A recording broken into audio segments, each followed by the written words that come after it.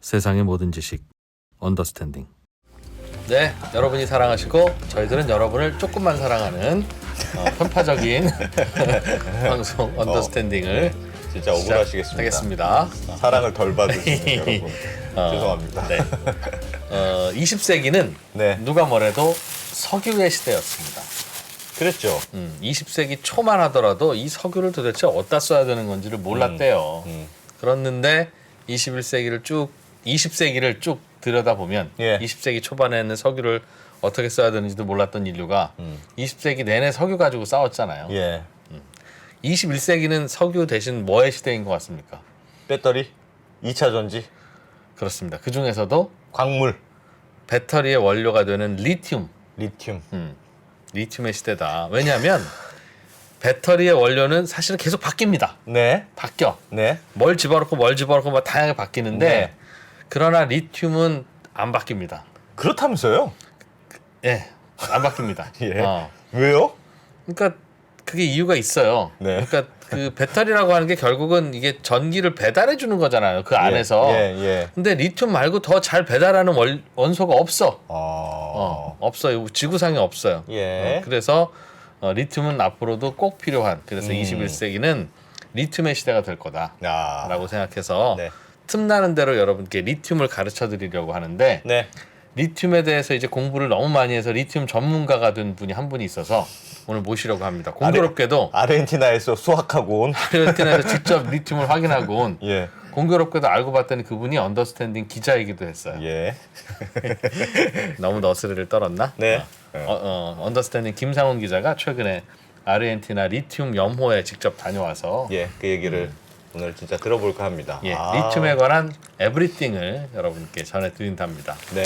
잠시 후에 만나보죠. 자랑이 커지.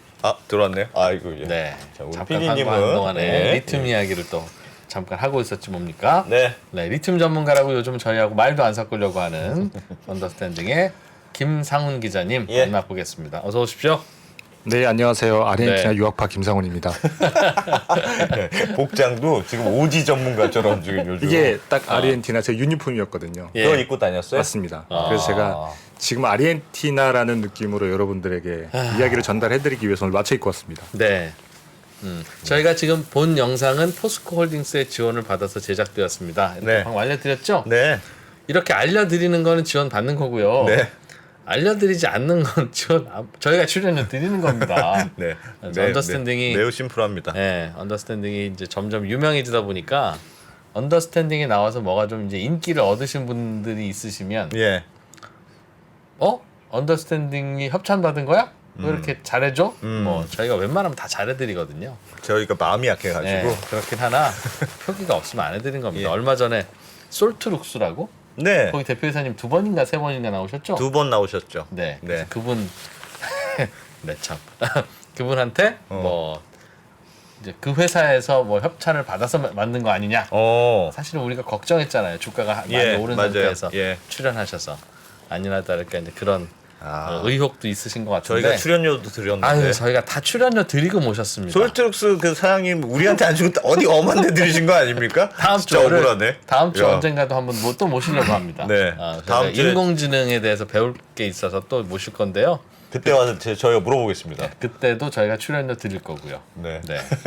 뭐 많이는 못 드립니다만 그렇습니다. 네. 얘기 나온 김에 말씀드렸습니다. 우와, 돈이 이렇게 쌓였으면 좋겠네요, 우리. 우와. 좋다. 좋아.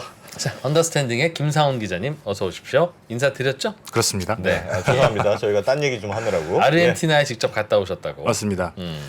이 혹시 보이시는지 모르겠는데 이게 아르헨티나에서 제가 직접 가지고 온 인산 리튬입니다. 그거 왜 손으로 만지면 안 됩니까? 하얀색- 리튬은 손으로 만지면 안 돼요. 물론 이 인산 리튬은 그 중간재라서 만져도 크게 뭐 문제가 있거나 없는데? 그러진 않은데 예. 하얀색 조약돌 같은 거? 맞습니다. 이 리튬 자체가 반응성이 워낙에 좋아서 제가 뒤에 설명을 드리겠지만 물에 닿기만 해도 순수 리튬은 그냥 폭발해 버리거든요. 그래요? 여기 물에 넣으면 폭발합니까? 얘는 아니고 이제 나중에 수산화 리튬 끝단으로 갔을 때 이제 그런 리튬들은 물에 닿으면 폭발해 버리기 때문에 절대 만지면 안 돼서 제가 지금 장갑을 끼고 있는 거고요. 예. 여튼 분필처럼 생겼는데요? 이 가루예요. 가루인데 지금 뭉쳐 있어서 이렇게 보이는 거지.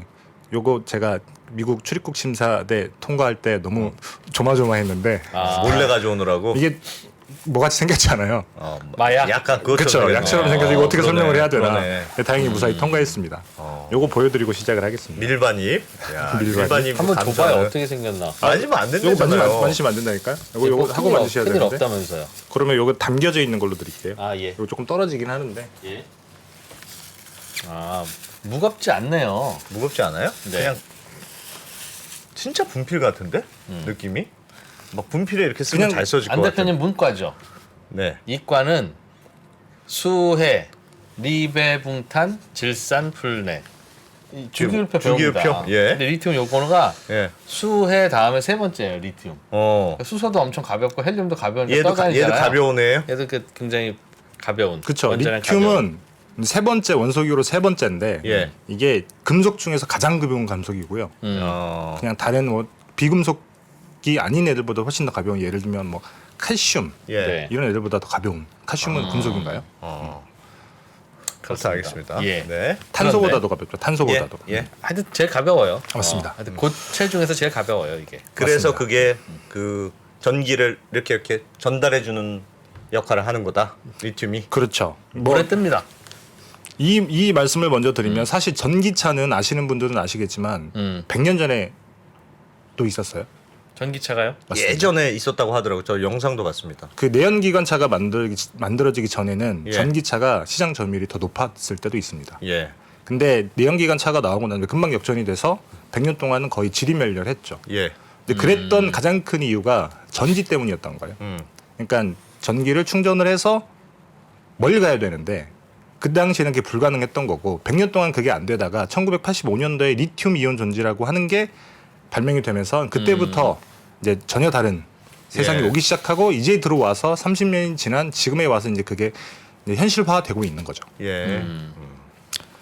그래서 사실 뭐 제가 그 아르헨티나 갔다 온 영상 댓글에 보면 리튬이 필요 없다라는 이런 댓글도 있던데 리튬은 없으면 절대 안 되는 뭐에 필요? 2차 전지. 배터리 만들 때. 다른 것들은 다 바뀌어도 예. 이온은 그 리튬은 바뀔 수가 없는 게 아까 2%가 말씀하셨던 것처럼 이 전기를 나르는 예. 잠깐 사진을 보여드리면 이거는 뭐 많은 분들이 알고 계시겠지만 이게 리튬이온 배터리의 작동 원리거든요. 여기 보시면 양극 그래서 양극재가 있고 음극재가 있잖아요. 예. 이 사이로 왔다 갔다 하는 게 리튬입니다. 그래서 우리가 양극재에 리튬을 넣잖아요. 예. 이 리튬을 넣으면 이 양극재에 붙어 있던 리튬이 전하라고 하죠. 쉽게 말해 전기를 들고 음극재로 가는 거예요. 이게 충전의 과정입니다. 예. 그리고 우리가 전기를 여기서 뽑았을 때 그러면 이 음극에 붙어 있던 리튬이 다시 전하를 들고 이 양극으로 오는 거예요. 네. 왔다 갔다 하는 맞습니다. 거다. 예. 이게 빨리 왔다 갔다 해야 그 출력이 좋은 건데 이 리튬은 기본적으로 반응성. 이 주기율표에 보시면 이 왼쪽에 있잖아요. 아까 2%가 말씀하셨던 주기율표인데 3번.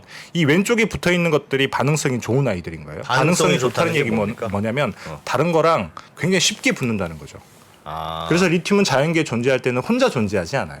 뭐랑 같이 항상 있어요? 같이 붙어 있는 거죠. 뭘 들고 다녀요? 어깨에? 맞습니다. 그래서 반응성이 좋아서 맨날 그 여자친구 항상 옆에 있는 녀석들 있잖아요. 네. 학교 네. 다니다 보면 네. 쟤는 도대체 왜 뭐가 매력이 있다고 항상 제 옆에는 저렇게 반응성이 좋으네요. 반응성 좋은 애인 거예요. 항상 그렇게 예. 그리고 또 하나가 있는데 리튬은 굉장히 가볍단 말이에요. 예. 사실 전기차 배터리는 가벼워야 되잖아요. 리튬은 가볍기 때문에 전기차 배터리에 들어갈 수 있는 거예요. 주기표로 잠깐 다시 한번 보여드리면 네. 여기 리튬 밑에 있는 또 반응성이 좋은 아이가 나트륨이 있잖아요. 예. 이 나트륨 같은 경우 그래서 실제로 나트륨 이온 전지가 있습니다. 나트륨이 날르는 거예요. 그렇죠. 나트륨이 리튬 대신에 그 전기를 나르는 건데 예. 이 나트륨 같은 경우에는 싸다는 장점이 있기는 해요. 예. 근데 싸다는 장점은 있는데 리튬보다는 훨씬 무겁죠. 그리고 출력 속도도 좀 느려요. 한 칸 차인데도 그래요? 그렇습니다. 그래서 이게 뭐랄까 그 전기차에 들어가는 배터리에는 나트륨 전지를 쓰지 못하고 보통은 그래서 사막 한가운데에 있는 뭐 태양광 발전소 같은 데서 에너지 저장 장치가 필요하잖아요. 사막 한가운데는 굳이 가벼울 필요도 없고 네. 크기를 줄일 필요도 없잖아요. 예. 이런 경우에 쓰는 전지를 나트륨 이온 전지라고 한다고 하더라고요. 그럴 때 쓴다. 그럴 때 쓸 맞습니다. 수는 있는데 전기차에 쓰기에는 너무 무겁다. 그렇죠. 뭐 싸다는 것 말고는 장점이 없으니까. 그렇지. 그럴 수 있겠네.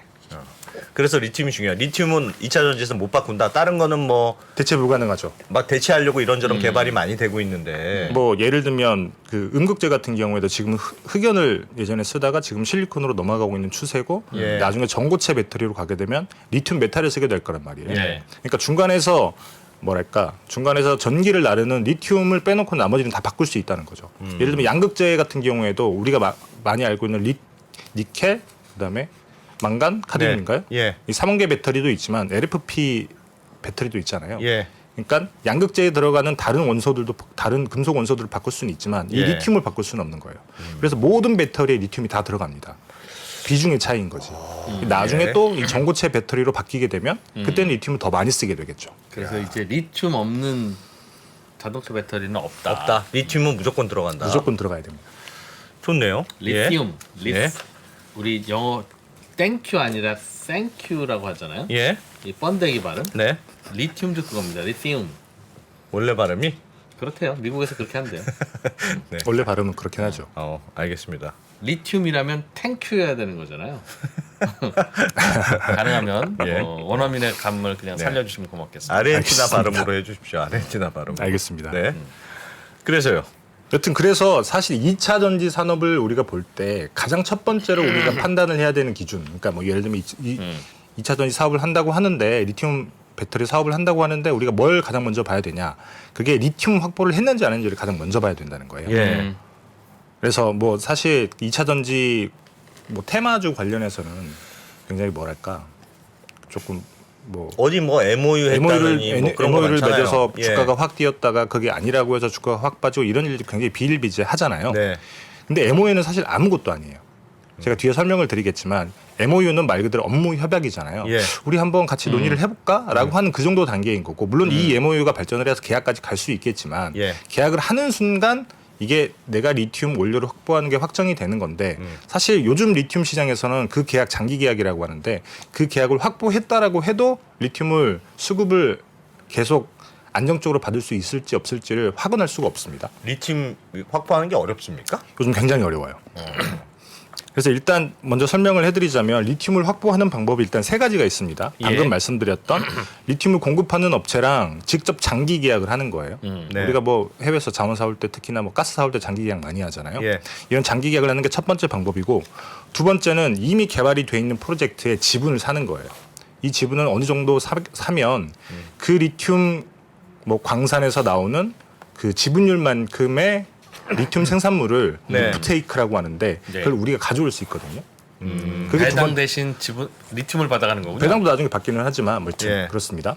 그게 두 번째 방법이고 예. 세 번째 방법이 아니면 내가 직접 개발을 해서 관건을 확보를 하는 거죠. 이 세 가지 방법이 있는데 대부분은 우리가 뭐 장기 계약으로 리튬을 확보한다라고는 하는데 예. 뭐 LG 엔솔이라든지 뭐 배터리 회사들 같은 경우는 사실 오프테이크라고 하죠. 그러니까 지분을 확보하는 방법으로 왜냐하면 그게 훨씬 더 안정적이니까 오프테이크 방법으로 지분 있으면 내 거니까 이 네. 리튬 광산이. 맞습니다. 요만큼은 내 거야. 뭐 그만큼은 그런 자기 거죠? 거니까 그렇죠. 근데 그 포스코 홀딩스가 아르헨티나에서 그 확보하고 있다는 그 염호는 100% 포스코 홀딩스가 지분을 가지고 있는 거거든요. 광산을. 정확히는 포스코 홀딩스의 100% 자회사인 포스코 아르헨티나가 예. 그 광산의 관건을 100% 소유하고 있다는 거죠. 사실 그 직접 개발이라고 하는 거는 광물이라든지 자원의 직접 개발은 리스크가 굉장히 커요. 예. 탐사를 해서 실제로 있는지 확인을 해야 되고 있다고 하면 개발을 해야 되는데 시간이 굉장히 오래 걸리기도 하고 네. 이제 그 과정에서 굉장히 많은 투자비가 들어가죠. 그렇기 때문에 대부분은 컨소시엄 방식으로 누군가와 리스크를 분담을 하는 거예요. 그래서 글로벌리하게 있는 리튬 프로젝트들을 다 보게 되면 어디가 얼마, 어디가 얼마, 어디가 얼마 이런 식으로 보통 셋, 둘, 넷 이런 식으로 컨소시엄이 꾸려져 있습니다. 그게 예. 다 리스크를 분산하기 위해서 그런 건데 포스코처럼 100% 지분을 확보하는 사례 자체가 굉장히 드물어요. 포스코 홀딩스처럼. 마치 석유 관건을 그냥 가지고 있는 거랑 마찬가지네요. 맞습니다. 여기는 다 내 거야. 여기는 다 내 거야.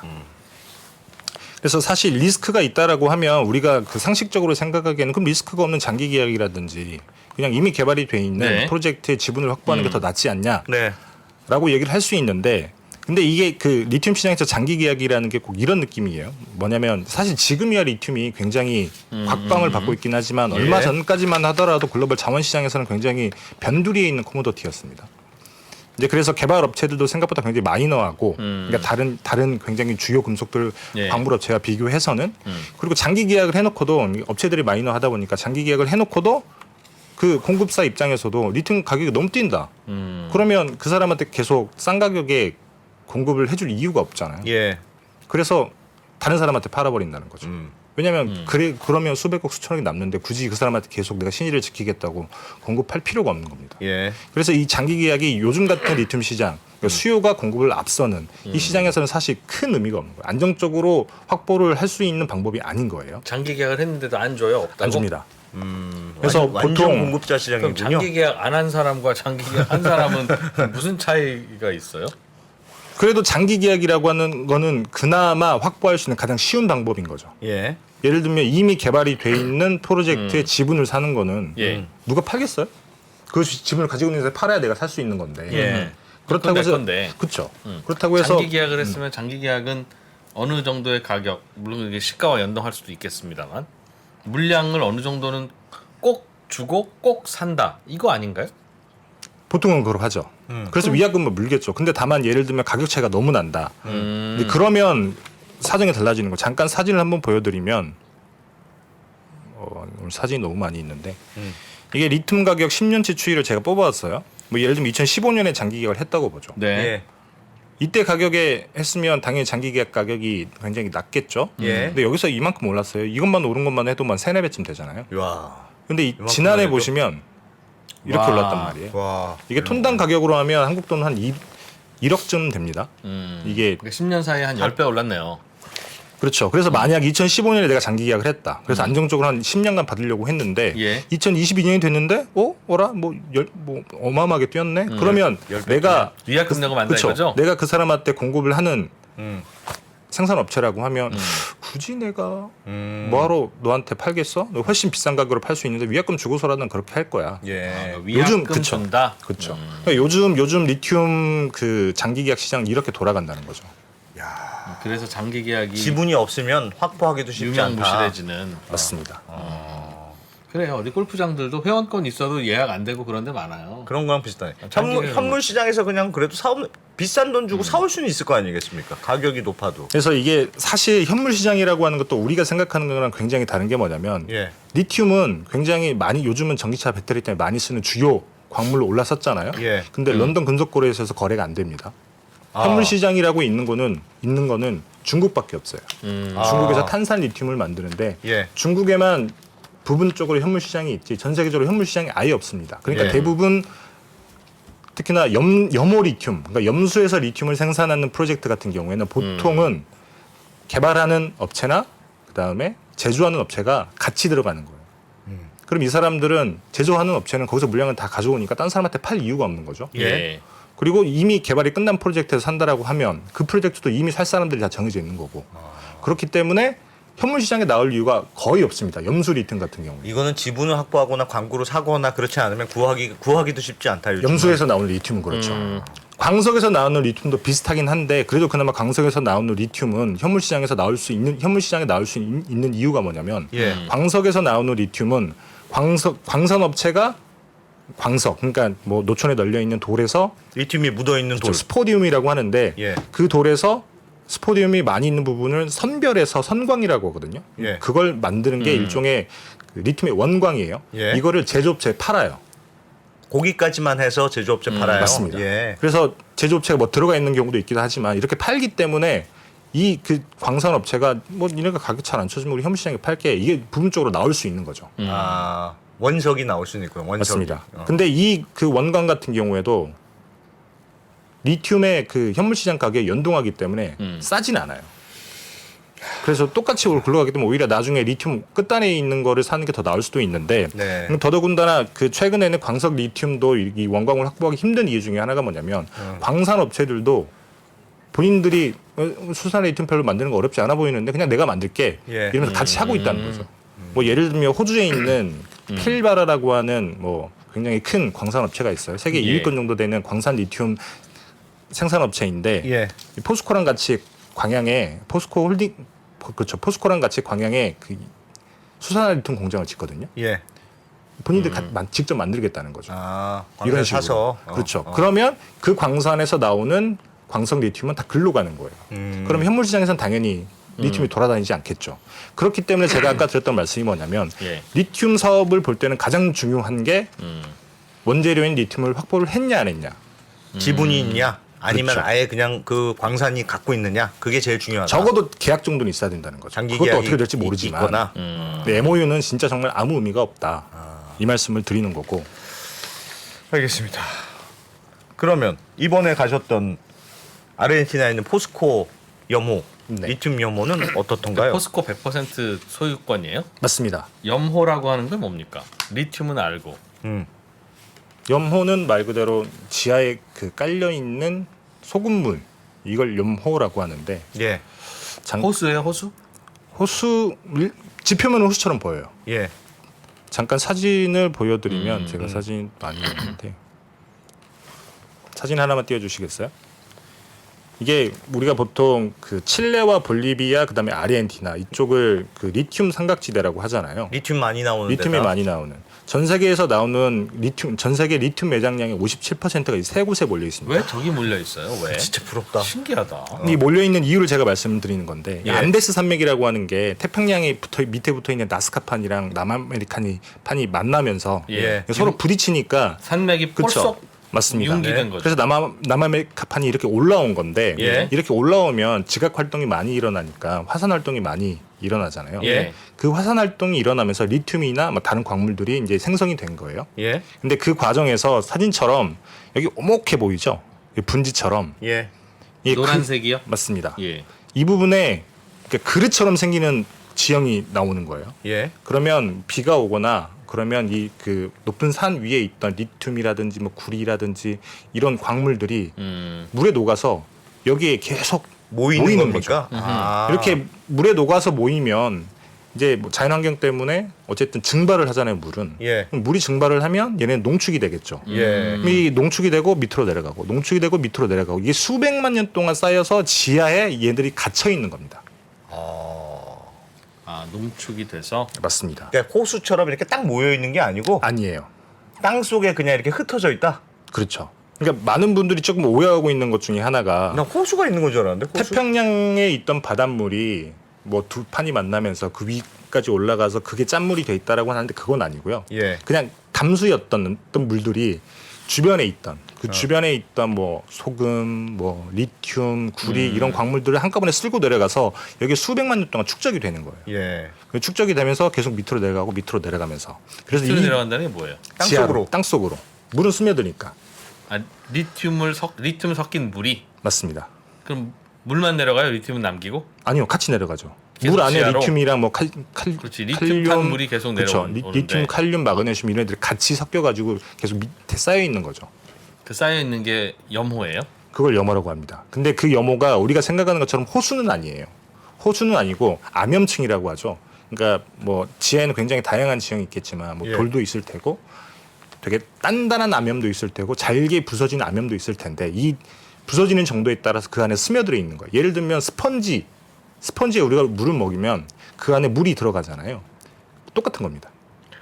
그거 우리 왜 쉐일 오일 할 때 네. 쉐일 오일은 사우디에 있는 중동에 있는 그 석유는 이게 빨대 딱 꽂아가지고 여기 왕창 모여 있어서 쪽쪽 뽑아내는 거잖아요. 근데 그렇죠. 그 쉐일 오일은 무슨 안반층에 이렇게 방울방울 흩어져 있다면서요. 네네. 이것도 비슷한 그런 컨셉입니까? 뭐 비슷한 건데 얘는 뭐 흩어져 있다기보다는 물에 녹아 있는 거니까 예. 뭐 그런 거죠. 비슷하기는. 리튬이 녹아 있는 물이 호수처럼 고여 있는 겁니까? 맞습니다. 호수처럼 고여 있는 게 아니라 그 스펀지처럼 그래, 지층 안에 그러니까 스며들어 쉐일 있다. 오일처럼 있는 거라니까. 아, 땅 속에. 땅 땅 속에. 속에 곳곳에 흩어져 있는 거지. 그러니까 그럼 흩어져. 염호라고 호수라고 붙어 있지만 가면 그냥 흙바닥이에요? 물이 없어요? 위에서 보기엔 없겠지. 우기에는 위에 잔잔하게 물이 깔려서 제가 예. 호수라고 부르는 거예요. 예. 예를 들면 잠깐 사진을 보여드리면 제가 오늘 사진을 많이 가져왔는데 이거 굉장히 유명한 호수죠. 아, 이게 볼리비아에 있는 우유니. 예, 이게 우기 때는 물이 이렇게 잔잔하게 깔리는 겁니다. 비가 오면 그렇죠. 그래서 호수라고 부르는 거죠. 아 물이 비가 맞습니다. 오면 저렇게 되고. 맞습니다. 근데 이 물은 별로 의미가 없는 게 리튬이 들어가 있지 않아요. 근데 저기는 왜 물이 밑으로 안 빠지고 물이 그렇게 찰랑찰랑 차 있어요? 우기라서 찰랑찰랑 있다가 들어가거나 증발이 되거나 잠깐 잠깐 저런 잠깐 거예요. 우기 때만 잠깐. 그러면 평소 우기 아닐 때는 그냥 흙바닥인데 사막이에요 그냥. 리튬은 어디에 있어요? 근데 그러니까 리튬은 그 지하 깊이에 있는 지하 깊이 암염층에 스며들어 있는 물 안에 녹아 들어가 있는 거예요. 아 그럼 거기 가서 리튬을 구하려면 네. 저렇게 흙바닥인 호수를 파서 맞습니다. 파면 흙이 나올 거고 계속 더 파면 네. 이런 리튬이 이런 게 들어 있습니까? 아니요, 그렇지 않습니다. 또 제가 또 가져왔는데 네. 요게 리튬이 들어가 있는 염수예요, 염수. 예. 제가 소금을. 아리한테 가서 찍어 먹어보고 개짜다라고 네. 했다가 욕 먹었던 그 염수입니다. 예. 이 염수 안에 리튬이 들어가 있는 거예요. 아 가면 밑을 파면 물이 이렇게 우물물처럼 물이 쫙 고여 나오는데 그렇진 않아요. 많이 파서 들어가야 돼요. 많이 파서 들어가야 됩니다. 예. 포스코홀딩스가 가지고 있는 염호 같은 경우는 지하 600m까지 들어가요. 파면 그렇죠. 우리 그러면 동네 펌프로 그 우물물 기르듯이 맞습니다. 파면 나오는데 짠물이 나오고 그렇죠. 짠물에 리튬이 섞여 있다. 이 짠물에 리튬이 섞여 있는데 사실 리튬은 뭐 바닷물에도 섞여 있기도 해요. 예. 문제는 뭐냐면 농도가 어느 정도인가. 그 농도가 어느 정도냐에 따라서 우리가 리튬을 뽑아낼 수 있고 없고의 차이가 네. 있는 거죠. 예를 들면 바닷물의 리튬은 굉장히 함유량이 적은데 이걸로 리튬을 만들려면 이걸 어마어마하게 수분을 증발시키거나 혹은 화학 공정을 집어넣어야 되는 건 되게 복잡한 예. 문제가 생기는 거예요. 근데 포스코홀딩스가 가지고 있는 리튬 같은 경우에는 1리터당 0.9g 정도가 들어있거든요. 많은 겁니까? 그게 이게- 좀 모르겠습니다. 리튬의 농도로 따졌을 때는 전 세계에 있는 리튬 염호 프로젝트 중에서는 두 번째예요. 진해서 진하다는 거죠. 예. 그래서 얘를 뭐 보통은 한 뭐 1년에서 1년 반 정도 말리게 되면 딱 적당한 정도로 농도가 압축이 되고 그럼 이 압축이 된 염수를 가져다가 공장에 집어넣으면 끝에 리튬이 나오는 이런 방식으로 생산이 되는 거죠. 그러니까 그걸 지하에 있는 거를 물을 뽑아다가 그 우리 소금 염전하듯이 밭에다가 물 말리듯이 물을 말려서 물은 말려 보내고 네. 농축시킨 걸로 리튬을 만든다. 제가 간단하게 표를 보고 설명을 드릴게요. 말로 하니까 잘 안 와닿으실 수 있는데 네. 가능하면 말로 하지 말아주세요. 알겠습니다. 네, 보여주시면 좋을 것 같아요. 아니 장표가 너무 많아가지고 예. 여기 보시면 지하에 염호가 있는 겁니다. 염수가 있는 거예요. 지하에 지하에 염수가 있는데 이 염수는 일단 어디에 염수가 있는지 잘 파악을 해서 거기에다 빨대를 딱 꽂고 뽑아 올리는 거예요. 예. 이걸 뽑아 올리면 폰드라고 하는 이게 한국말로 하면 연못이죠. 폰드라고 하는 우리가 흔히 하는 염전이라고 생각하시면 돼요. 거기에 염수를 집어 넣어서 보통은 1년에서 1년 반, 많게는 2년. 포스코홀딩스가 가지고 있는 염호 같은 경우에는 한 4개월 예. 정도 이렇게 자연 증발을 시키는 겁니다. 자연 증발을 시키면 염수에서 부피가 가장 큰 게 물이잖아요. 이 물이 날아가는 거죠. 이 물이 날아가면 당연히 염수에 있는 리튬의 농도는 높아지겠죠. 우리 소금 만드는 건 알아요. 맞습니다. 예. 그렇죠. 그러니까 이제 소금은 바닷물 해와다가 그 장판 위에다 깔고 말리잖아요. 네. 그거랑 비슷한 것 같은데? 그런 거죠. 그럼 똑같아요. 바닷물 퍼오는 대신 그쵸. 염호를 깊게 파면 밑에서 물 쭉 올라오는 그 짠물을 그려다가 맞습니다. 모노륨 장판 위에다가 깔아놓고 그쵸. 말린다. 맞습니다. 알겠습니다. 그렇게 말린 뒤에 어느 정도 농축이 됐다라고 판단을 하면 그걸 공장에 집어 넣는 거죠. 예. 공장에 집어 넣으면 아까 말씀드렸지만 리튬 같은 경우에 반응성이 좋기 때문에 잘 붙는 아이를 집어 넣으면 그게 고체화돼서 나오는 거죠. 이런 과정입니다. 그래서 이거 무슨 리튬이라고요? 그건 인산 리튬이에요. 인산 리튬. 네. 보통 우리가 배터리에 들어가는 리튬은 탄산 리튬. 네. 이게 LFP 배터리에 들어가는 리튬이고요. 이 탄산 리튬을 한 번 더 가공하면 수산화 리튬이라고 하는 게 나오는데 예. 이 수산화 리튬은 삼원계 배터리에 들어가는 리튬이죠. 음. 인산 리튬은 그 전 단계에 있는 겁니다. 알겠습니다. 이게 인산 리튬이라는 거죠. 네. 예전에 왜 그 포스코가 이 아르헨티나 염호를 광고를 샀다고 했을 네. 때 네. PD들이 가봤더니 아무것도 없더라. 이놈들 사기 아니냐. 뭐 그런 얘기도 있었잖아요. 그렇죠. 그래서 사실 이게 리튬 프로젝트에 한국 사람들이 굉장히 불신을 주는 가장 큰 이유를 거슬러 올라가다 보면 예. 제가 아까 보여드렸던 우윤희 사막 혹은 염호 예. 이게 이명박 정부 때 사실 자원 개발의 가장 첫 번째 브랜드 중에 하나였거든요. 그래서 이명박 대통령의 친형이셨던 우리 이상득 의원께서 예. 볼리비아에 3번이나 날아갔다.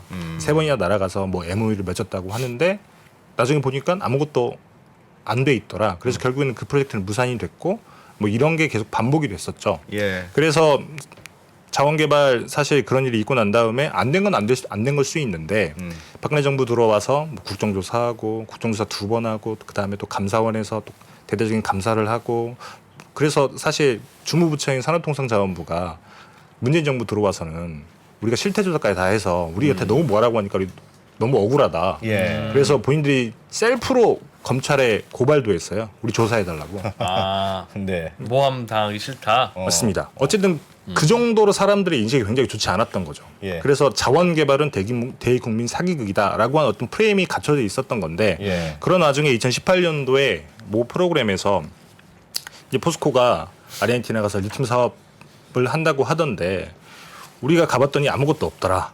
뭐 그런 보도를 했었어요. 사진을 잠깐 보여드리면 이겁니다. 포스코가 세운다던 리튬 공장 현지 취재 예. 아무것도 없었다. 그래서 굉장히 유명한 장면인데 실제로 그 취재차 갔던 분이 이 땅을 파고 있는 겁니다. 곡괭이로. 예. 4m를 파고 내려가면 리튬이 있다던데 예. 파보니까 뭐 아무것도 없더라라고 하는 그런 어떤 뉘앙스를 풍기는 장면이에요. 네. 근데 사실 저걸 깊게 파면 나온다는 거죠. 저 땅을. 네. 그렇죠. 4m만 파서 문제였다는 거죠. 보통 얼마나 판다고요? 보통 예전에는 한 200m까지 팠습니다. 200m까지 파서 염수가 나오면 염수가 나오네 하고 뽑는 거죠. 물론 그렇다고 해서 200m 파고 들어가야 거기에 염수가 있는 건 아니에요. 아, 뭐 30m, 40m 지층에 따라 다를 수가 있죠. 야. 그러니까 의혹을 제기하는 건 좋은데 저렇게 결론을 미리 내려놓고 가서 결론에 맞추는 걸 하니까 항상 문제가 생기죠. 4m만 파서 그렇구나. 그리고 사실은 직접 가서 아무것도 없다라고 했던 사이트가 예. 지금 포스코가 관건을 확보한 그 염호가 아니에요. 저 찍은 데는요? 다른 데 네. 가서 판 거예요? 포스코가 사실 그 염호를 아까 말씀드렸던 원재료 확보가 가장 중요하다고 말씀을 드렸잖아요. 예. 포스코가 이 원재료를 확보하기 위해서 굉장히 노력을 많이 했단 말이에요. 예. 그래서 2012년에 그러니까 리튬 삼각지대에서 볼리비아는 본인들이 하겠다고 해서 모든 나라들의 그 제안을 뿌리쳤기 때문에 예. 볼리비아는 둘째로 하고 칠레에서 지금 리튬이 가장 많이 생산이 됩니다. 예. 칠레에서 가장 많이 생산이 되는데 거기는 어떤 방식으로 하냐면 컨세션이라고 해서 일종의 전세권 같은 거예요. 전세로 주는 거예요. 전세를 주는 거예요. 네가 이건 이 내 기간 거긴 내 이 건데. 기간 동안 니네가 개발하는 걸 우리가 허용을 할게. 대신에 개발하고 나오는 건 우리한테 로얄티를 얼마를 줘. 이런 식으로 돌리는데 예. 지금까지는 2개 업체만 허용을 했습니다. 하나는 SQM이라고 옛날에 그 칠레의 국영기업이었는데 이게 피노체트 가족 회사라고 하더라고요. 예. 지금은 민영화돼서 상장돼 있지만 SQM이라고 하는 회사와 미국의 알버말이라고 하는 회사 예. 이 두 곳만 하다가 2012년도에 한번 우리가 추가로 컨세션 주겠다라고 해서 국제 입찰을 했는데 포스코가 2등을 했거든요. 근데 1등이 부적격으로 계약이 취소가 됐단 말이에요. 예. 근데 포스코는 우리가 될 거라고 생각을 하고 있었던 거죠. 다 예. 2등 차등이니까. 근데 칠레에서 우리 그냥 안 할래.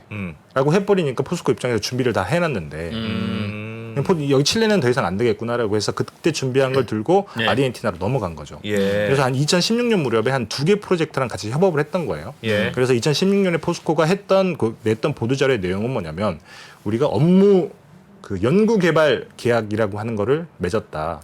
그래서 이 프로젝트가 잘 되면 우리가 몇 년도에는 가서 공장을 지을 수 있다라고 하는 내용의 보도자료를 냈는데 그거는 지금 가지고 있는 염호랑 전혀 다른 프로젝트였던 거예요. 그래서 그 프로젝트는 엎어져서 결국에는 계약이 해지가 됐습니다. 그거는 잘못된 게 맞네요. 예. 그렇죠. 그건 잘못된 게 맞죠. 근데 예. 다만 2018년에 그때 당시 관건을 획득하고 협상을 했던 그 염호는 전혀 다른 염호였다는 거죠. 엄한 데 가서 하여튼 저걸 찍었다. 그리고 또 하나 그 많은 사람들이 모르는 것 중에 하나가 지금 포스코가 가지고 있는 그 염호가 사실 원래는 한국에서 처음으로 획득했던 리튬 프로젝트였습니다. 예? 잠깐 사진을 보여드리면 그게 무슨 말이에요? 이게 진짜 많은 사람들이 모르고 있기는 한데 2010년도 6월 기사예요. 예. 한국 첫 리튬 프로젝트 확보. 사이닝 저 가운데 있는 사람 세레모니라고 써. 저건 광물자원공사 사장인데. 맞습니다. 김신종 전 사장. 그때 당시에 광물자원공사랑 GS 칼텍스, LG 상사가 네. 컨소시엄을 꾸려서 리튬원이라고 하는 회사가 아르헨티나에 가지고 있는 그 그 염호에 음. 30%를 투자했어요. 예. 지분을 30% 들고 있었던 거죠. 지분 30%를 샀다는 거죠? 맞습니다. 그게 2010년이에요. 누가 어디가요? GS칼텍스랑 LG상사가? 광물자원공사라 셋이. 예. 그래서 사실 이때 이미 우리가 염호 프로젝트는 가지고 있었던 거예요. 네. 예. 근데 아까 말씀드렸지만 자원개발에 대한 그 어떤 국민의 불신 이런 게 생기면서 광물자원공사, GS칼텍스, LG상사 다 팔아버렸죠. 왜 어디에다 팔았어요? 리튬원에게 다시 되팔아버린 거죠. 네네. 네. 그래서 그때 당시에는 탐사 단계였기 때문에 그 당시에는 탐사를 하고 나서 개발을 하려면 돈이 막대하게 들어가잖아요. 예. 그럼 이런 그 투자한 회사들이 같이 돈을 태워줘야 되거든요.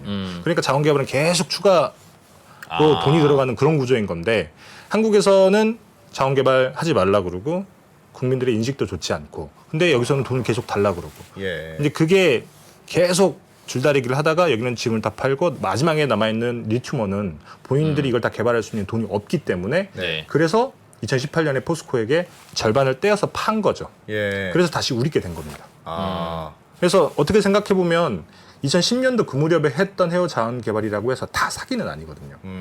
이 프로젝트가 굉장히 좋은 프로젝트인데 전 세계 최상위권 프로젝트로 꼽히거든요. 예. 근데 2010년에도 이미 우리가 가지고 30% 정도 가지고 있었고, 네. 근데 국민의 불신 때문에 이래저래해서 팔게 됐고 다시 포스코에 돌아왔는데 뭐 전화 이복이라고 하면 할 수 있죠. 100% 관건을 확보를 하긴 했으니까. 예. 아무튼 그래서 2018년에 갤럭시가 포스코에게 이 관건을 팔 때 그때 당시만 하더라도 그 리튬 가격이 어마어마하게 오를 때는 아니었던 거예요. 예. 근데 아까 말씀드렸지만 사이트 개발을 위해서는 돈이 많이 필요하잖아요. 예. 근데 지금 그때 당시에는 갤럭시라는 이름으로 바꿨는데 하여튼 갤럭시사가 우리가 다른 사이트에 개발을 하려면 돈이 필요하니까 지금 가지고 있는 염호의 관건 절반은 떼서 포스코 너네 팔게.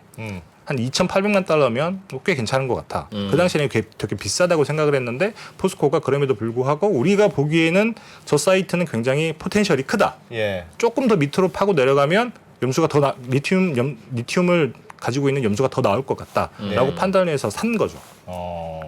그래서 사고 봤더니 원래 갤럭시가 팔 때는 이랬어요.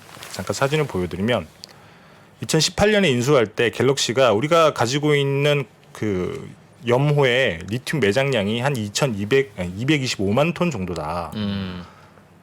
그래서 그래 우리가 삭개라고 해서 포스코가 가지고 2019년에 중간 평가를 해봤더니 이게 567만 톤으로 늘었습니다. 예.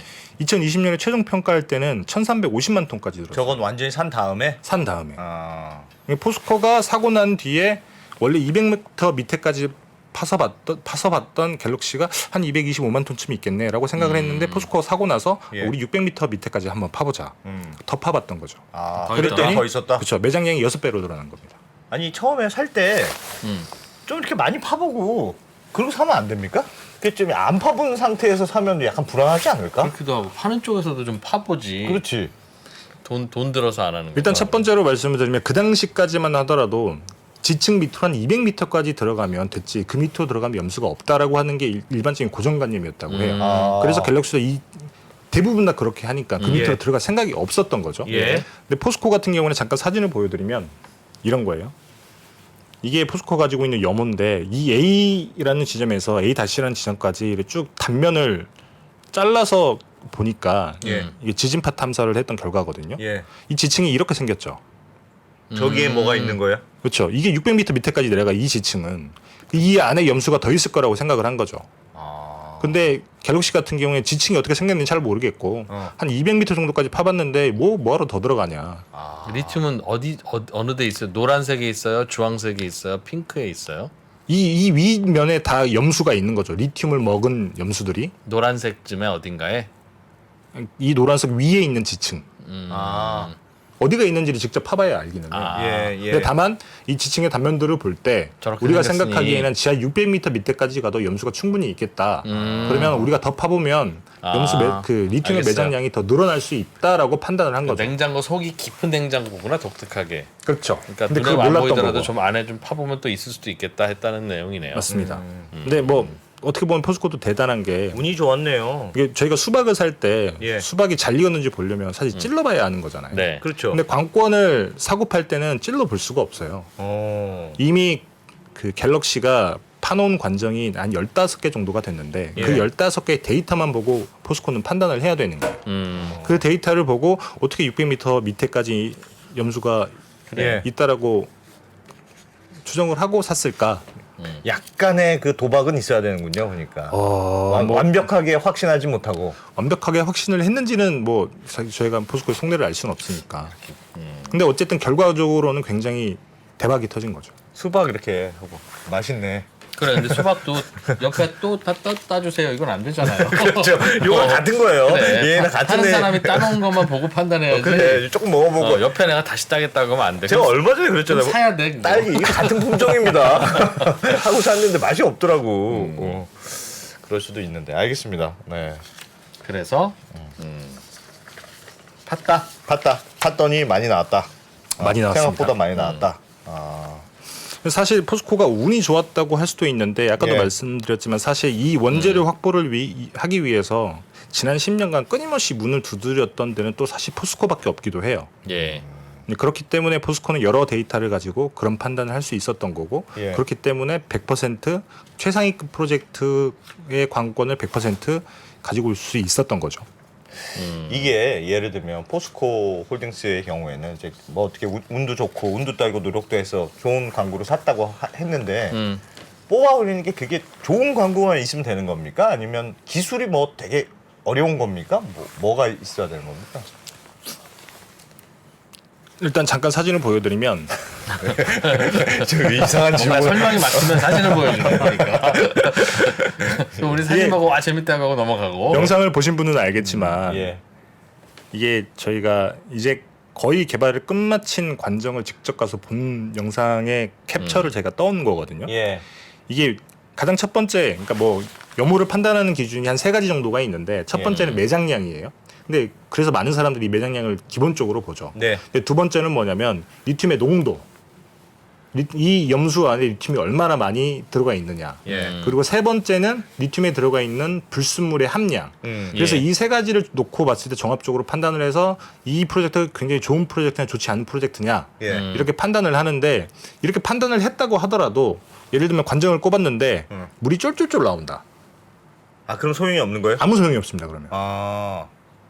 저 영상 저 콸콸콸 나오던데 솔직히. 그래서 제가 그 포스코에서 자신 있게 보여줬던 이유가 예. 이 쫄쫄쫄 나오게 되면 이걸 언제 다 이렇게 폰드에 넣어서 모아가지고. 다시 이걸 하고 이게 안 된다는 거죠. 폰드가 어마어마하게 넓거든요. 폰드가 뭐예요? 폰드가 아까 말씀드렸던 연모 사진을 잠깐 보여드리면 연못이 폰드지. 아이, 좀 영상 좀 보세요. 좀. 그러니까 중학교 때 배운다는데. 근데 영상 안 보셨습니까? 이 영상은 예. 뭐 여튼 그러니까 뭐 주변에 있는 그 관정에서 예. 염수를 뽑아 올려서 이 폰드로 보내는 거예요. 근데 이 쫄쫄쫄 나오게 되면 이 폰드를 채우는데 한 세월이 걸린단 말이에요. 저게 넓은데. 그렇죠.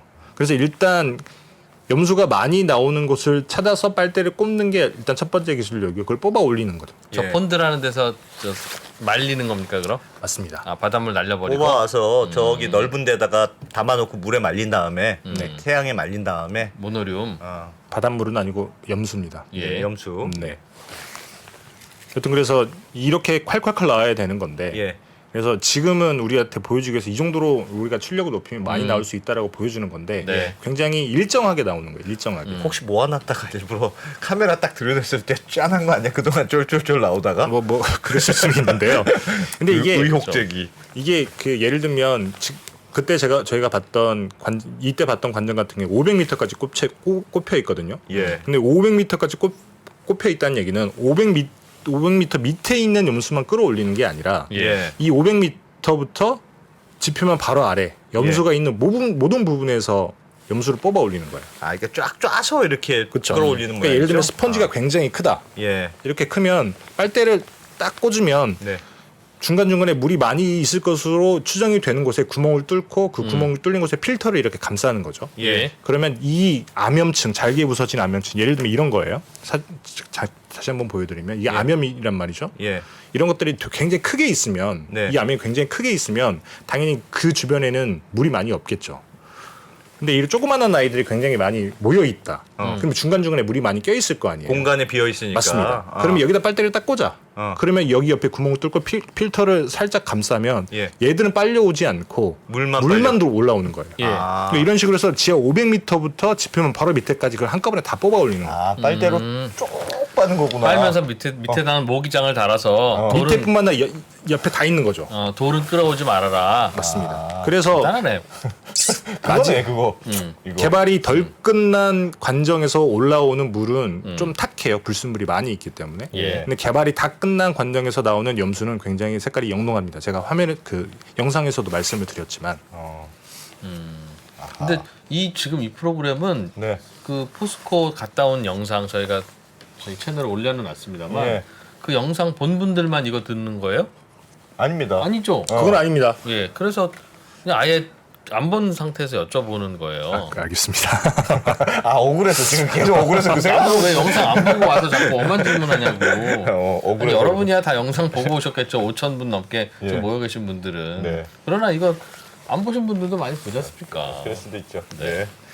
알겠습니다. 여튼 아까 그래서 원래 얘기로 다시 돌아가자면 세 가지 기준이 있다고 말씀을 드렸잖아요. 세 가지 기준으로 봤을 때 포스코 홀딩스가 가지고 있는 아리엔티나의 염호는 최상위권이다. 일단 첫 번째는 매장량이 1,350만 톤이라고 말씀을 드렸잖아요. 네. 여기서 하나 더 말씀드려야 될 게 뭐냐면 아까 그 MOU는 믿지 말라고 했던 말 제가 말씀을 드렸고 이제 두 번째가 뭐냐면 이 매장량 같은 경우에도 중구난방이에요. 여기가 아까 말씀드렸지만 조금 그래 그걸 어떻게 믿어요? 졸부의 느낌이라서 예. 시장 자체가 예. 그래서 제가 조금 이거 설명을 드리면 굉장히 잘 보셔야 되는데 예. 이 사진은 지금 2022년 리튬 국가별 매장량 비교라고 돼 있는데 사실 정확하게 얘기하면 채굴 가능한 양을 비교를 해놓은 거예요. 채굴 가능하냐? 네, 맞습니다. 이게 정확히는 그래서 그치. 매장되어는 있으나 그렇죠. 채굴은 안 되는 거. 리저브라고 하는데 그래서 매장량이 가체량 기준으로 보게 되면 칠레가 지금 압도적으로 많아요. 예. 그 다음에 광석 리튬을 생산하는 호주고 예. 아르헨티나는 얼마 되지 않습니다.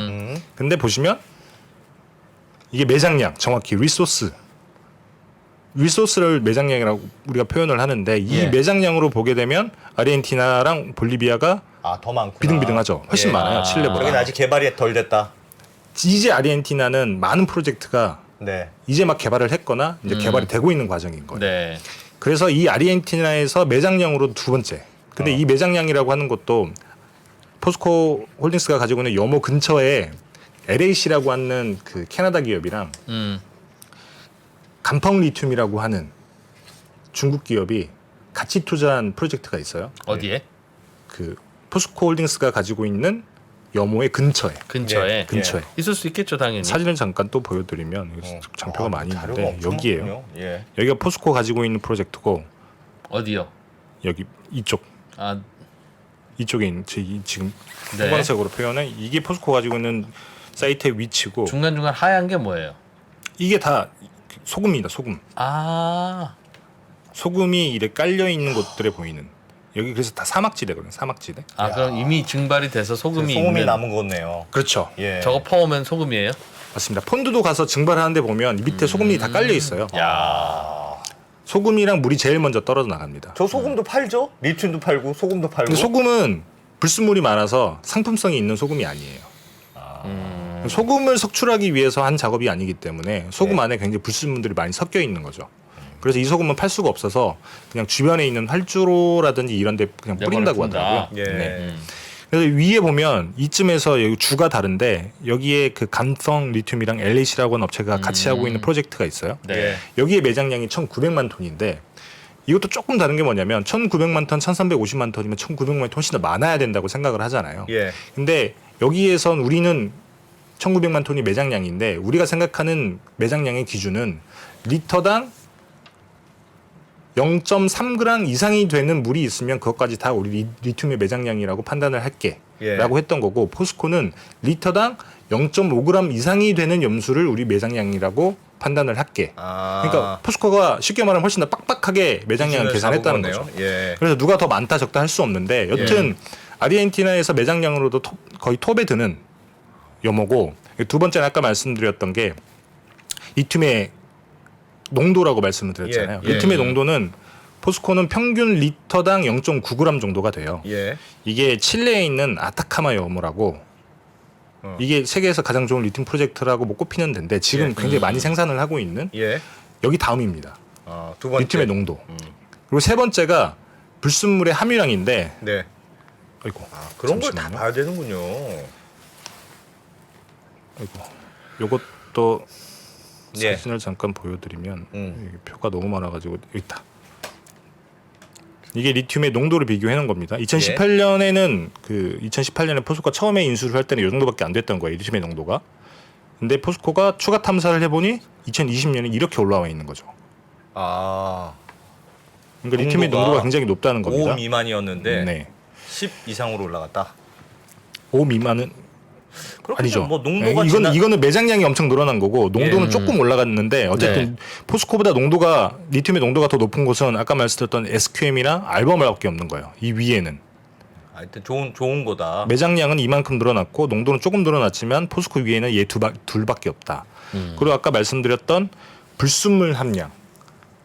그래서 보면 마그네슘의 함량 굉장히 낮죠. 예.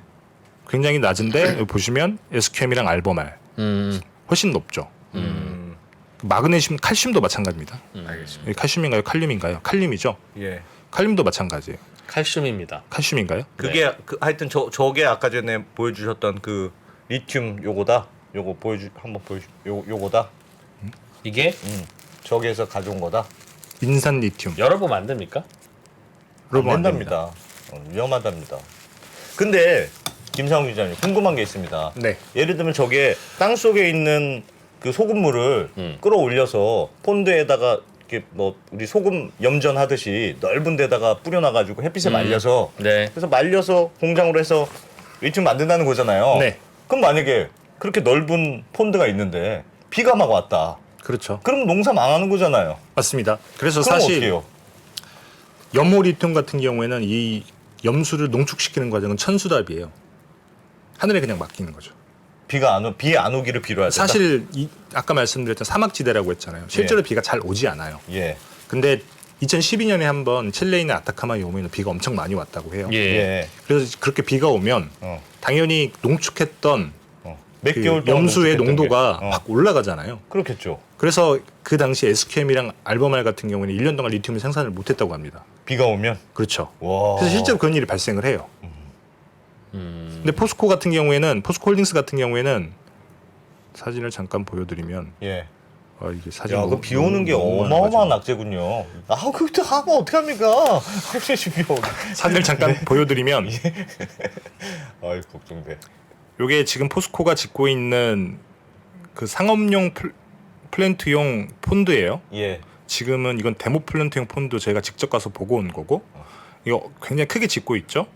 여기서 이렇게 염수를 넣어서 요 큰 데서 한번 말리고 이게 수분이 조금 날아가면 이쪽으로 다시 말리고, 말리고. 해서 여기까지 해서 다 말리는 거예요. 예. 다 말리면 이렇게 상업용 플랜트로 넣는데 이 위에 저장 폰드라는 게 있습니다. 일종의 재고 같은 거죠. 예. 그 만약에 사태를 대비해서 여기에 저장을 해놓는 거예요. 여기는 뚜껑이 닫혀 있습니다. 그래서 비가 와도 염수의 농도가 바뀌질 않아요. 맨 마지막 거. 맞습니다. 그러니까 많이 농축된 단계에서는 뚜껑 닫아놓고. 그렇죠. 이게 타겟 농도라고 하는데 공장에 바로 직전에 들어가기 전에는 포스코 같은 경우에는 1리터당 4g까지 농축을 해요. 예. 그러니까 아까 자연 상태에 있는 염수는 1리터당 0.9g이 있다고 말씀을 드렸잖아요. 그래서 포스코는 1단계 같은 경우는 이걸 4개월 정도 말리면 네. 1리터당 4g까지 농축이 되는데 이거를 플랜트에 바로 집어 넣는 거죠. 근데 조금 남았다. 그러면 이거 저장용 폰드에 넣어서 계속 저장을 해놓는 그거는 겁니다. 뚜껑 혹시 비올 수도 있으니까 그렇죠. 뚜껑 닫아놓는다. 그렇죠. 근데 닫아놓으면 얘는 농도가 변하지 않는 거죠. 그럼 앞에 것도 무슨 비닐하우스처럼 이렇게 윗뚜껑을 이렇게 닫으면 안 됩니까? 비 오면 비 맞게? 한 번 갔다 왔는데 어떻게 다 압니까? 뚜껑을 이렇게 덮어놓으면 되잖아요. 댓글창에서도 나오는데. 잠깐 제가 숫자가 생각이 안 나는데 정확히 여기다 몇 번인지 기억은 안 나는데 예. 그 CP용 폰드가 여기다 2배인가 그래요 면적이. 그러니까 그런 뚜껑을 어떻게 만드냐라는 얘기죠. 그리고 바보 비 올 같은 때마다 그걸 어떻게 닫냐 이 바보 말이죠. 같은 질문이었구나. 뭐 예를 들면 야구장은 동구장으로 만들 수 있죠. 예. 근데 여기도 2배 면적의 크기를 동구장으로 만들 수 있을까요? 돈이 어마어마하게 들겠죠. 예. 그거는 현실적으로 불가능한 거고 포스코 같은 경우에는 보통 아까 말씀드렸지만 보통 1년에서 1년 반 많게는 2년까지 농축을 하는 이유가 예. 그 염수, 그러니까 가장 무거운 게 물이잖아요. 예. 염수를 물을 최대한 빼서 최대한 농축을 해서 이거를 차로 날라서 공장으로 가는 건데 예. 포스코는 그래도 조금 접근성이 용이한 지역에 있어서 바로 예. 옆에 상공정이라고 하는 걸 지어놨어요. 네. 그래서 조금만 농축을 해서 집어 넣어도 되게끔. 그래서 포스코는 4개월만 말리면 되거든요. 아까 말씀드렸지만 예를 들면 1년 농사라고 하면 4개월 동안 말려야 물이 다 날아가요? 다 날아가는 게 아니라 타겟 농도를 맞출 수 있다는 거예요. 예. 이 물 안에 있는 리튬의 농도. 걸쭉한 리튬 그쵸. 물을 만들어서 아까 표 보니까 막 10개월 이상 말리는 경우도 있고 그렇던데요. 보통 1년에서 1년 반이고 많게는 2년까지도 농축을 해요. 야. 그래서 보통 뭐 1년이라고 한다면 이게 1년 농사라고 치면 포스코는 산모작을 하는 거예요. 3개월, 4개월이니까. 그렇죠. 그러니까 비가 한 번 와도 4개월만 쉬면 되는 거죠. 그게 비 오면 큰일 나는 거야 이거 진짜 기후 변화 리스크 포스코 기껏 홀딩스가 말려놨는데. 기후 변화 리스크가 있네. 별거 아니네요. 가서 리튬 많을 만한 곳에 가서 땅 땅을 꺼내서, 파서 땅 뽑아. 파서 밑에 물이 쭉 올라오면 아우 짜네. 그럼 쭉 뽑아다가 예. 야, 이거 말려. 빨리 말려. 어. 말려가지고 4개월 말려서 예. 걸쭉해지면 이거 이제 들고 공장 가서 리튬 불순물 뽑아낸다는 제거하고 거죠? 그런 거 이렇게. 그렇죠. 아주 간단하네요. 그런 땅을 산 거예요, 포스코가? 그러니까 관권을 산 거죠. 관권을 샀다는 건 땅은 못 사고 땅은 주정부 소유니까 거기서 그러면 천년만년 뽑아낼 수 있는 거예요? 맞습니다. 그거는 그러면 예를 들면 아르헨티나 지금 뭐 아까 칠레, 볼리비아 이런 데도 많다고 했잖아요. 네. 그런데 다른 데는 이거는 나라 거니까 어디 함부로 그래서 나라가 만약에 마음 바뀌어서 포스코 홀딩스 물러가라. 예. 만약 그러면 어떡합니까? 사실 뭐 베네수엘라 말고 이 국유화를 한 뭐 남미 국가가 없기는 해요. 예. 볼리비아 같은 경우는 정확히는 국유화를 얘기한 게 아니라 우리가 하겠다. 그러니까 국영 기업이 리튬을 개발하겠다라고 선언을 했던 거고. 예. 그래서 사실 그런 걱정들을 많이 하긴 하는데 아르헨티나 같은 경우에는 연방 정부입니다. 그래서 연방정부? 대통령, 그러니까 정권이 바뀐다고 하더라도 주정부가 뭔가 많이 움직일 여지. 주정부의 가능성이- 독립성이 그쵸. 강하다. 예. 광업번 같은 경우에도 포스코가 거기서 리튬을 개발을 해서 거기서 나오는 매출의 일정 부분을 로열티 방식으로 주는 주체는 주정부예요. 아 주정부랑 계약을 하는 겁니까? 그럼? 맞습니다. 주정부에서 건권을 획득을 하는 거죠. 예. 주정부가 마음이 바뀌면 주정부가 마음이 바꿀 수 있고 최근에 그 밑에 있는 라리오와주라고 하는 데서 예. 거기는 리튬 별로 없어요. 예. 근데 어찌됐든 거기는 리튬 별로 없는데 우리는 앞으로 리튬 프로젝트는 우리 주 정부 소유의 기업이 하도록 하겠다라고 예. 선언을 했어요. 예. 그래서 그런 얘기가 조금 나오고 있기는 한데 예. 지금 리튬이 굉장히 많이 나오고 개발이 많이 되고 있는 쌀타라든지 이 포스코 홀딩스가 가지고 있는 염호가 쌀타랑 예. 까따마르주라고 하는 곳에 딱 걸쳐 있거든요. 예. 그리고 후이주라고 하는 이 세 주는 굉장히 외국 투자자에게 개방적이에요. 왜냐하면 걔네들이 들어와서 리튬 개발을 해서 리튬을 많이 팔아야 우리의 수입이 늘어나는 거고 우리 수입이 늘어나야 다른 데 투자해서 우리의 경제가 좋아지는 거니까 굉장히 개방적이기도 하고 실제로 그래서 쌀타주 같은 경우에는 거기에 들어와 있는 업체들 면면을 보게 되면 미국, 캐나다, 프랑스, 중국, 일본, 아 그렇게 많이 한국, 들어와 있습니까? 호주예요. 그러니까 센 애들 가 있는데 그렇죠. 어떻게 설마 함부로 그렇게 했느냐? 주정부가 마음을 바꿀 수는 있어요. 뭐 아무도 모르는 거니까 예. 정치라고 하는 거는. 예. 근데 주정부가 마음을 바꿔서 야 니네 앞으로 우리가 다 할까 다 나가 몰수를 할 수 있느냐? 예. 미국을 상대로 할 수 있을까요? 실제로 그 정말 바로 이웃 사촌인데 포스코홀딩스가 가지고 있는 염호 바로 옆에 라이벤트라고 하는 미국 회사가 리튬을 생산을 하고 있습니다. 이거는 뭐 실제는 아니겠지만 그쪽에서 들리는 얘기는 뭐냐면 그 라이벤트사가 가지고 있는 민원은 대부분 미국 대사관이 처리를 해준다.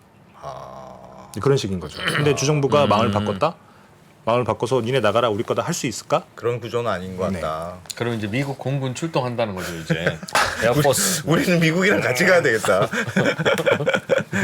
야, 김성훈 기자 아르헨티나 갔다 온 다음에 완전 전문가 다 됐네. 근데 제가 할 얘기가 너무 많이 있는데 시간이 너무 짧네요. 오늘은 하시려는 얘기에 대략 몇 %쯤 한 거예요? 한 50, 60? 50%? 50%? 자, 그럼 다음 시간에 한 번 더. 한 번 더 합시다. 어. 한 번 합시다. 더. 한 번 더요? 알겠습니다. 한 번 더 다음에는 하는 좀- 걸로. 아시는 분들은 아시겠지만 리튬이 신경안정제 약에 들어가는 원료예요. 아 그래요? 예전에는 리튬이 도자기 만드는 데 썼고 예. 그다음에 저희 신경안정제 같은 그래서 실제로 리튬을 먹으면 네. 마음이 안정돼. 심신의 안정이 생긴다고 합니다. 아 불안해. 알겠습니다. 아, 예. 예. 아우 정말 웃기네. 네, 알겠습니다. 자, 언더스탠딩 김상훈 기자, 예. 아르헨티나 리튬 염호 다녀온 이야기, 리튬에 대한 자세한 설명. 예, 한 번 더 하겠습니다. 고맙습니다. 네. 예. 뭐 다음 시간에 네, 다음 시간에 이어서 한 번 더 하죠. 알겠습니다. 예, 고맙습니다. 고맙습니다. 네, 감사합니다. 저희는 또 퇴근길 라이브로 바로 이어가겠습니다. 달라진 중국, 달라질 중국. 중국이 기침을 하면 한국은 독감에 걸린다. 최근 중국은 지난 10년보다 더 빠르게 변하고 있습니다. 이런 변화를 주도하고 있는 중국 정부. 그들의 계획을 우리는 얼마나 알고 있을까요? 중국의 정책을 제대로 이해하기 위해 만든 언더스탠딩 특강 시리즈 달라진 중국, 달라질 중국. 중국 전문가 이철 박사의 강연으로 만나보시죠. 지금 바로 영상 아래 링크를 확인하세요.